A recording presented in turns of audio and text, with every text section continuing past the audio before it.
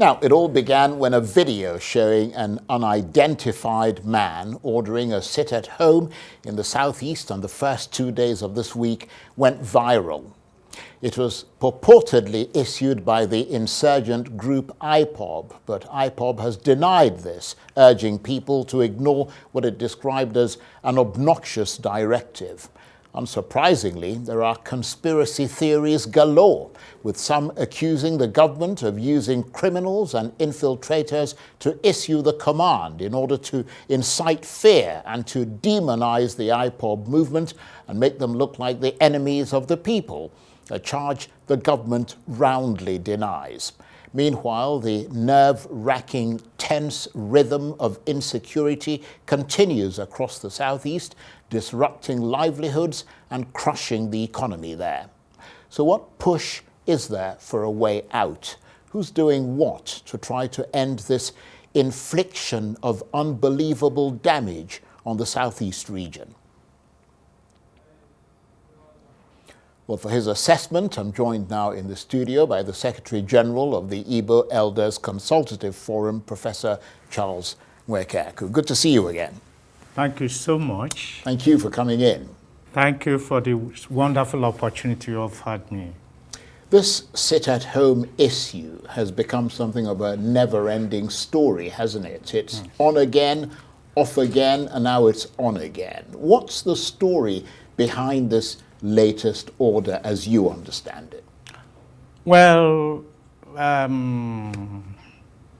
it has taken a dangerous dimension, the sit-at-home and general insecurity in the southeast. And Igbo Elders Consultative Forum has repeatedly made some, try to talk with the people, try to do a number of things. Well, let's take it step by step. Yes. This latest order Yes. that was ostensibly put in place for Monday and Tuesday. Yes. What do you understand about how it came to be?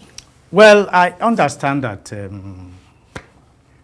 for a number of people I talked to, they said that there was a directive from Simon Ekpa faction of IPOB directing people to stay at home on Tuesday. It used to be Monday, but about 2 years ago, there was a Tuesday like that. And people didn't come out. I asked why. Why that order was issued, various state governments issued a counter one that people should ignore that. Surprisingly, people obeyed and stayed at home. I called some people around 4 p.m. this afternoon, and they told me they had not even opened their gates, young men, because of this. And I asked them why. I said, well, it's true that the state governments, southeast state governments, Enugu, Anambra, that they assure people that nothing will happen, but that there were no concrete arrangements. Basically, people don't trust the government. To protect the people. Right. They don't trust the government. They've lost confidence in government. They don't believe that government will do anything. And surprisingly, if you go to the southeast, every 500 kilometers, you see military and police checkpoints. But on Monday... You mean every 500 meters, not kilometers? Sorry, right. Every 500 meters. Right. Please, thank you. Half a kilometer, you see police and military checkpoints. But on Monday, you go in most parts of southeast. They're gone. You don't see them showing. And the military, the police are federal agencies. On Monday, you don't see them. In fact, there was the occasion I was traveling. A security man had to remind me, he said, Prof, you don't know that today is Monday? The person that's supposed to protect people. Right. And so... In other words, the person on whom the state governments are saying to have confidence to protect you is telling you people that not to be there, not to be out on a Monday. Yes. Right. Yes, I traveled to the cities, and I was going to the airport to catch flight back to Abuja. And a security agent, I said, oh, guy, you don't know that today is Monday. I said, and so what? And so, you see, on that very Monday, the security agents, instead of staying to man the various places, you will not see them. But every other day, you see them on road. Why do you think they're not there? Because we believe that a part of the security challenges we are having in the Southeast are sponsored by external forces. I want to give an example. For example, you remember when the Owerri Correctional Center was invaded. For almost 3 hours, Owerri Correctional Center is a shouting distance from the State Police Command. Equally, government house, about 10-minute drive from military base Obins. But the so-called unknown gunmen operated for close to 3 hours and no person was arrested. But that's not unique to the Southeast. It is. Well, it isn't. Because there have been a lot of incidents in other parts of Nigeria, yes, including the north, where Boko Haram operate and bandits operate, where people have told the same stories that you're telling. No, that of the Southeast is peculiar because Igbos generally are noted for non-violence. Igbos don't believe in violence. Traditionally, Igbos don't believe in violence. And even IPOB has repeatedly denied that they have no hand in this SitAtHome. Yeah, but you said it was Simon Ekpa. Although Simon Ekpa came out and said he didn't ask anybody to stay at home on Tuesday. Yeah. He has also denied that. People said. But even Simon Ekpa has denied that. Nnamdi Kanu has repeatedly said that his hands are not in this SitAtHome.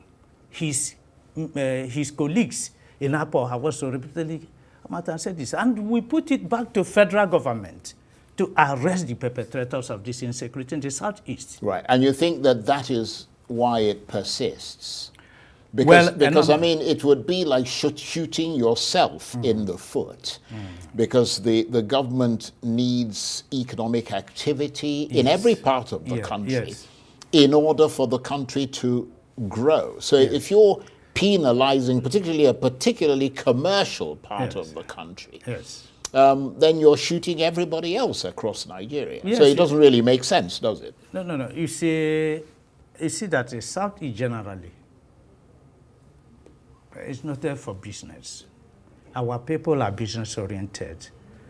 This SitAtHome has adverse effect on commercial activities. Well, obviously, that's fairly obvious. And we are not comfortable with this situation. Well, let me ask you this. I mean, how much has this persistence of insecurity in the Southeast got to do with the continued incarceration of the IPOB leader, Nnamdi Kanu? You mentioned him a minute ago.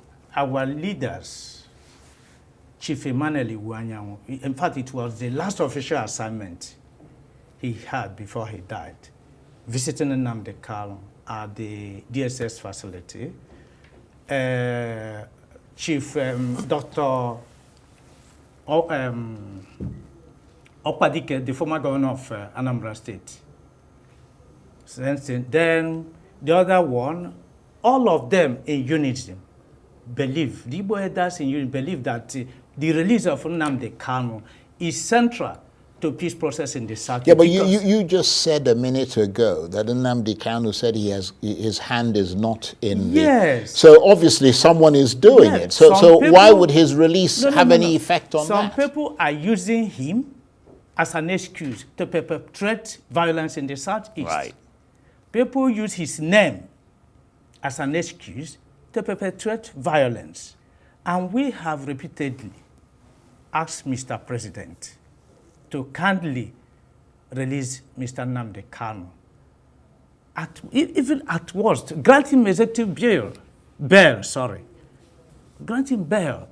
Let him come from home. Let's see now who we had under Nnamdi Kanu to perpetrate violence in the Southeast. Right. I'm going to come back to that issue of how the problem can be solved. But you mentioned the fact that this has crippled or at least deeply affected economic activities in the Southeast. Just help us quantify, as far as you can, the economic losses that have been incurred in the Southeast as a result of things like this SitAtHome problem and the overall insurgency. losses run into billions of naira. For example, if you go to Aba, for example, I called some people in Aba where you have a number of SMEs operating. They told me there is an employer, I know he has about 1,500 workers. He told me that he had been at home since yesterday, many of them. And this is not just the thing that you have youth that are now roaming. I don't mind, it's devil's workshop.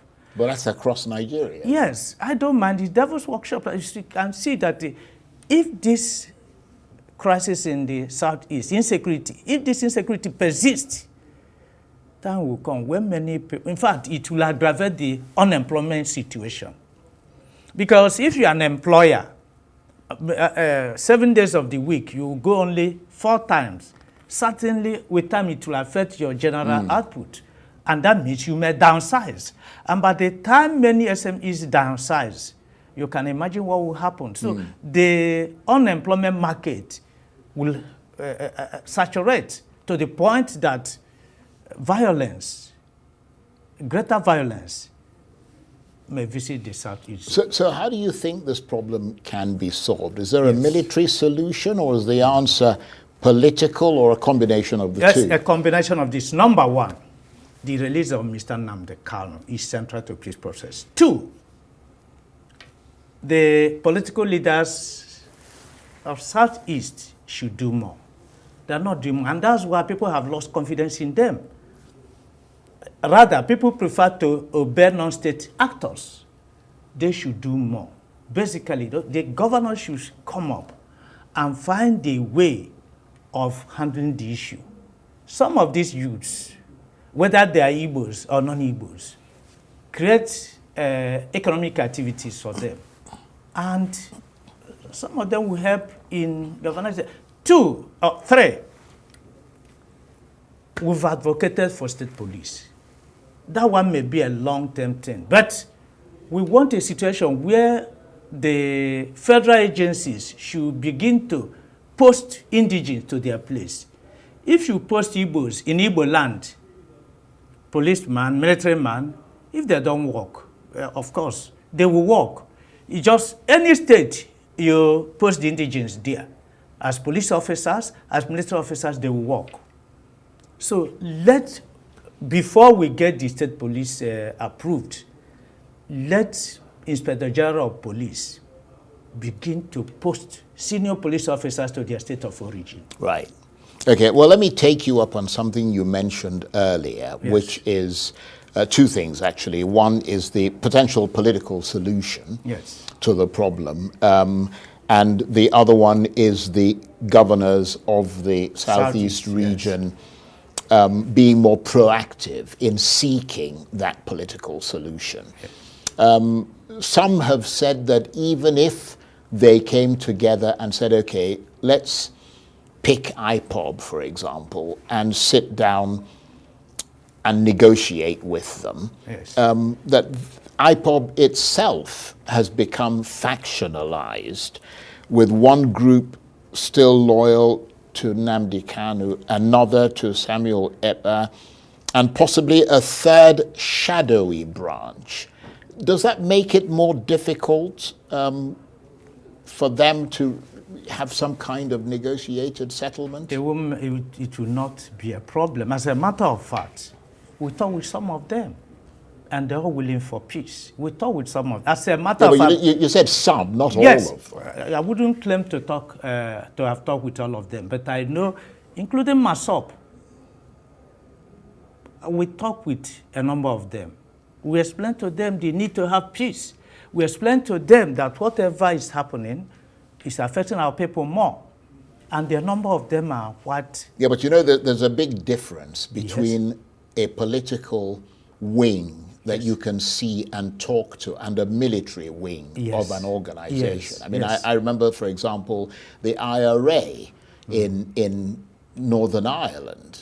You know, I mean, the IRA, Sinn Féin was their political wing. I agree with you. And they would sometimes go out and say things, and the IRA would do something completely different. When I said their leaders, I mean the political wing, the people that actually command them. We visited Nnamdi Kanu, as I told you. That was the last assignment Chief Emmanuel Iwanyamu did before he died. We visited him. He spoke. In fact, this afternoon I talked with the MASOP leader and the others.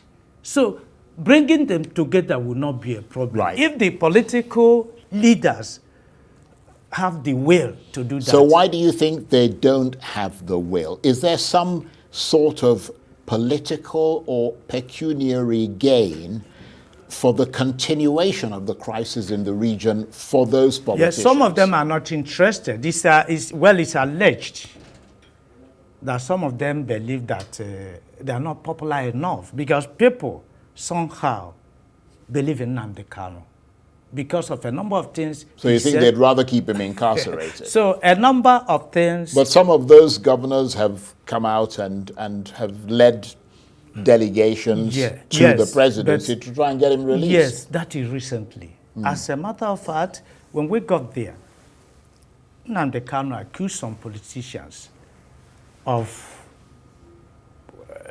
being lukewarm. Not just lukewarm.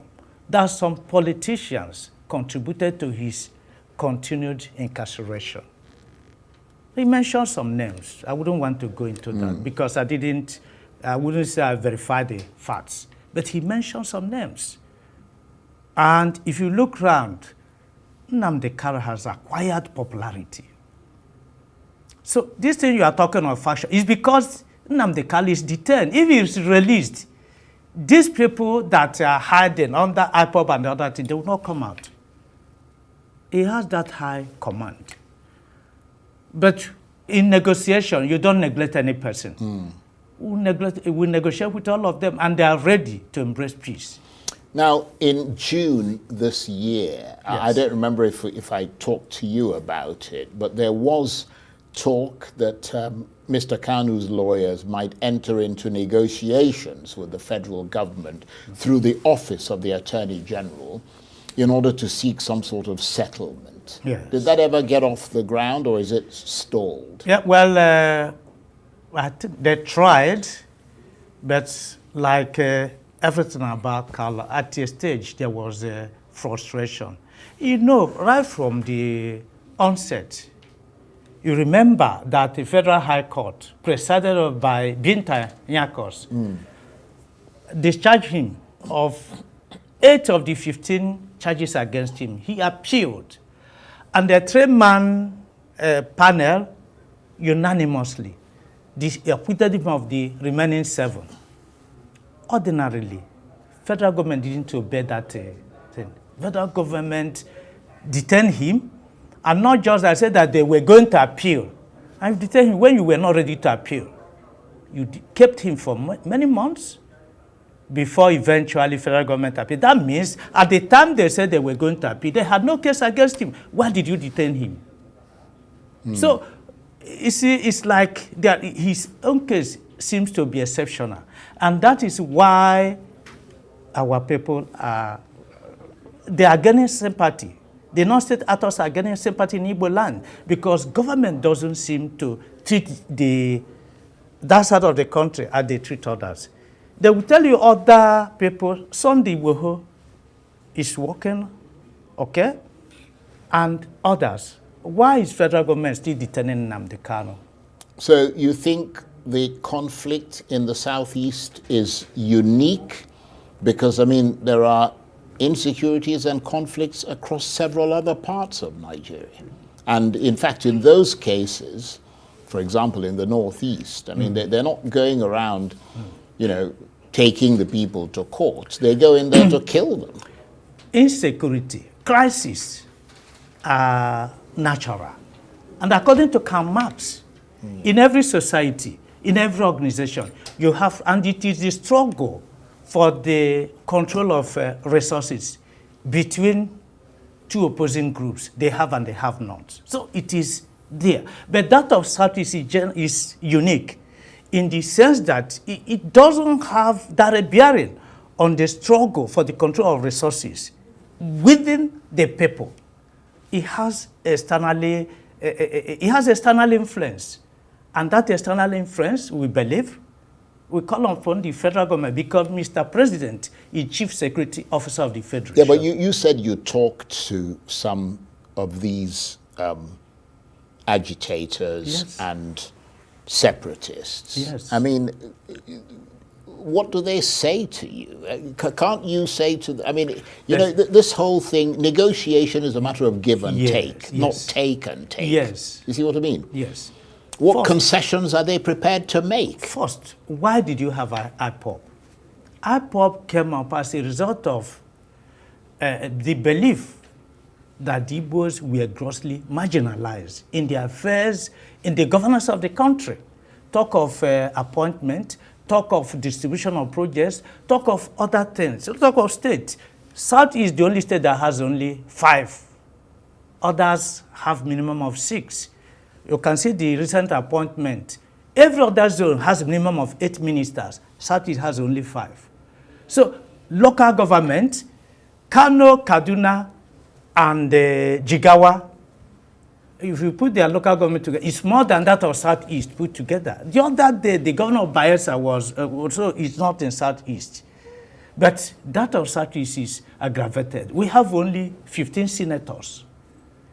House of Reps. In fact, Kano alone, the number of House of Reps almost more than. So you're saying that that's the reason IPOB came it's part of marginalization. the reason. Well, let me ask you this. Marginalization, yes. I mean, how does it, even if the points you're making are true, and you know, it's important to emphasize wherever there is injustice, that must be emphasized and spoken about emphatically. Yes. But I don't understand the logic of IPOB inflicting further punishment on that southeast region. I told you that IPOB has come out several times. I said that they but they started the SitAtHome thing. Yeah, they started. They carried out a lot of attacks. And both IPOB, MASOB, they believe in non-violence.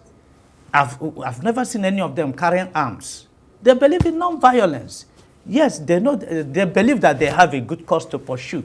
But they don't believe that it should be done through violent way. Are you saying that IPOB hasn't carried out violent activities in the southeast? I wouldn't. Which they themselves have admitted that they carried out. No, I wouldn't say that. But IPOB generally, MASOB generally, they believe in non-violence.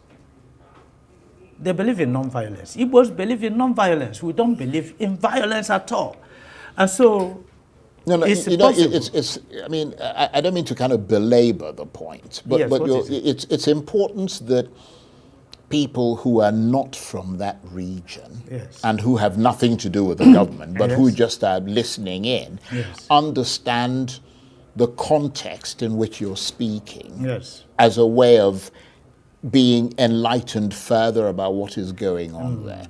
What is the logic behind whether or not IPOB has started pulling back, having already muddied the waters? What is the logic behind going to inflict economic hardship on the very people you're saying are being denied economic opportunities and are being marginalized and inflicting violence upon them? I mean, what's the logic of that? Yes, we've some of them, we've talked to them. Yeah, what do they say to you about that? They say they have no hands in that they don't believe in that. And that's why we're also asking the federal government, please help us to arrest the perpetrators of this. Find out why on Monday, police checkpoints will not be operational. Every other day they will be there. Right. Find out who sponsored these people. You know, if it is IPOB, arrest them. Yeah. We will not come and defend them. If it is IPOB or MASOB, arrest them. But the truth is that federal government has not been able to arrest them. And this is worrisome to us. If IPOB said they have no hand, MASOB said they have no hand, federal government, the Chief Security Officer is Mr. President. Please arrest the perpetrators of this. Our people are not comfortable. Our people don't want this. So we are essentially business-oriented people.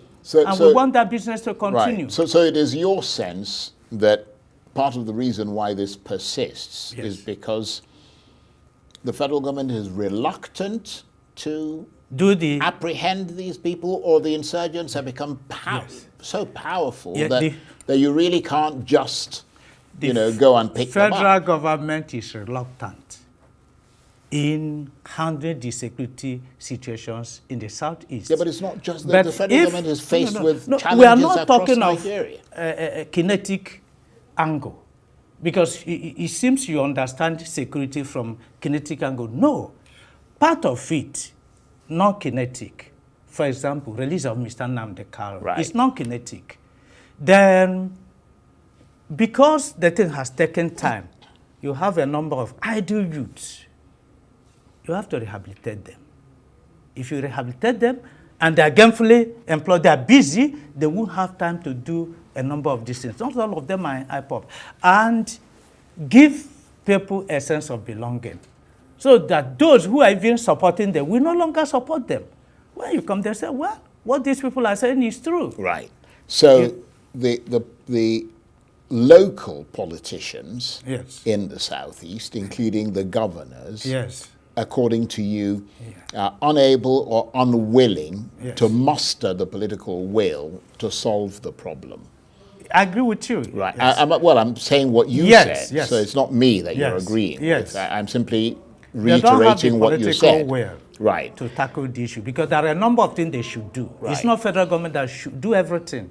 There are a number of things the various state government in the south should do. Right. There are a number of things other political leaders should do. Right. So given that the political leaders in the southeast are unable or unwilling to do that which you think they ought to do, who do you think can solve this problem and end the crisis? Will it require the direct intervention of President Tinubu?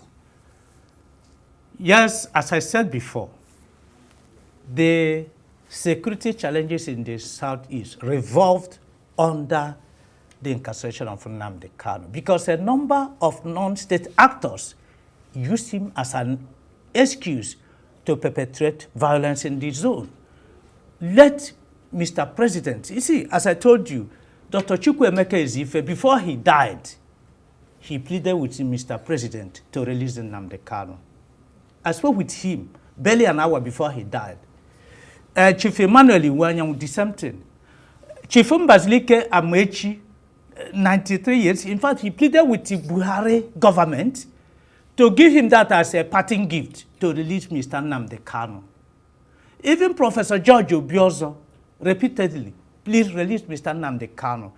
If government, federal government, is sensitive to the feelings of the people, we shall be delighted if Mr. President will release Mr. Nnamdi. If the moment Mr. Nwekeaku is released, from what we've found out from our various interaction with the people, security challenges in the southeast will be reduced to barest minimum. And you are convinced that there are no moves behind the scenes taking place? Because, I mean, we've had members of the National Assembly here who said they've marshaled, I mean, dozens, possibly even over 100 members of parliament who were going behind the scenes to kind of do things. It's a matter of there's negotiations taking place. I'm aware of some. But our appeal is that Mr. President should certainly intervene, release Mr. Nwekeaku, and see that peace will return to Southeast. Because it is central, it is fundamental to peace process in the Southeast. If these leaders, these respectable leaders, could all at different times say, look, release this young man, I think they have a point. Okay. We've interacted with our people. The moment Mr. Nwekeaku is released, no person will have any reason again to perpetrate violence in the Southeast. And that's why we are appealing. We are still appealing. Whatever it is, let Mr. Nwekeaku be released. Okay. So that people will no longer perpetrate violence in the Southeast in his name. Right. I do hope there are people listening to you and making sense of what you're suggesting. I want to thank you very much indeed for coming in and for talking to us. Professor Charles Nwekeaku is the Secretary General of the Igbo Elders Consultative Forum. Thank you very much indeed. Thank you, sir.